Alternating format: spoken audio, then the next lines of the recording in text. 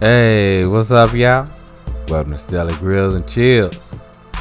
Hey, we finna cook a lot of great food today. So, hey, you know what time it is. Let's get it. First thing first, we need to go and get rid of this silver skin. So let's go and get them trimmed up so we can go and rain on them, y'all. Now this silver skin, if you try to cook it, it's gonna be chewy and it's gonna be an off-putting taste to you. So you don't want it, y'all. You don't want it.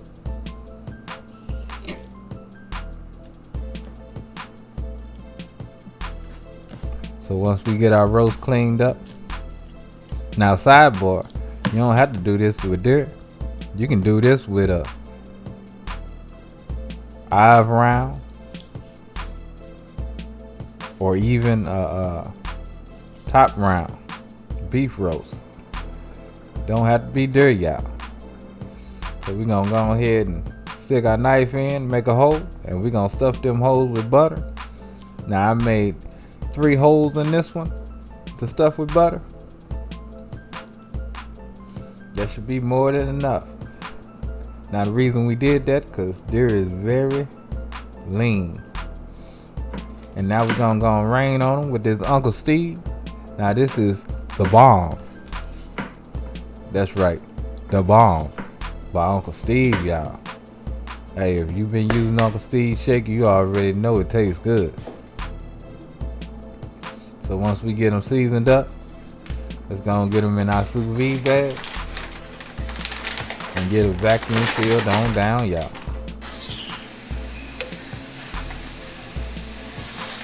And we're gonna add 4 tablespoons of butter. Now I'm using Irish butter, but you can use whatever butter you like. Like I say, that almond butter is always the best, y'all. You can get your hands on that if you want.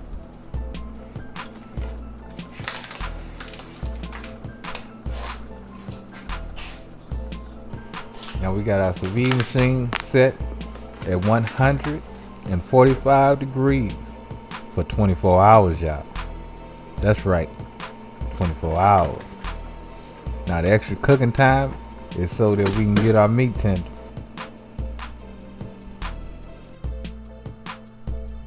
Now after 24 hours have passed, it's time to go and get our meat out. And guess what? We ready to eat today. We finna eat.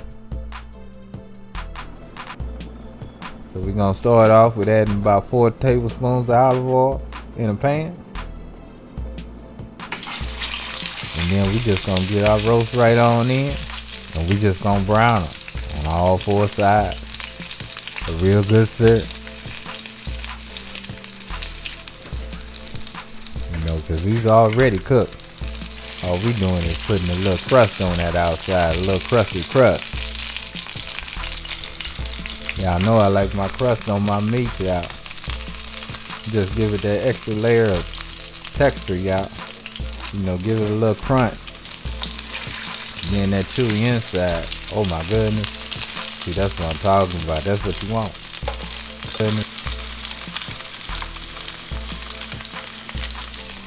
So once we get that all crustified, let's take them on out that pan.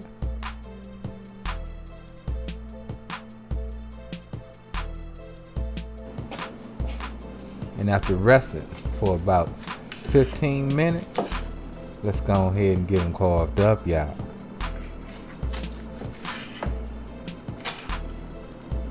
And I only let them rest 15 minutes. Usually I would let them rest 30 minutes, but I only let them rest 15 minutes because I let them rest 15 minutes before I started putting my crust on. So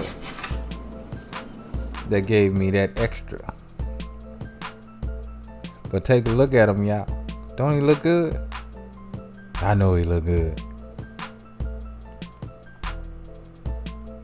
But anyway, y'all know what time it is. Love, peace, and keep it grilling, y'all. See ya.